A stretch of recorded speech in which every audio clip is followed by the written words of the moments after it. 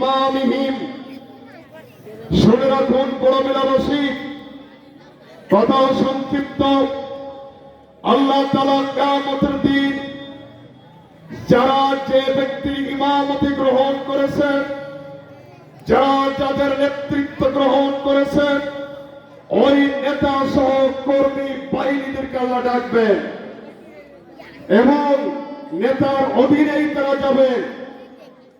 যদি কোন দলের ইমাম, যদি কোন দলের নেতা বলে আমরা শরিয়া আইনে বিশ্বাস করি না, শরিয়া বলতে আল কোরআনকে বোঝায়। শরিয়া বলতে কোনটা বোঝায়? আল কোরআনকে বোঝায়। যারা বলে যে দলের নেতা বলে শরিয়া আইনে বিশ্বাস করি না, তিনি কি মুসলমান আছেন কিনা জবাব দেন।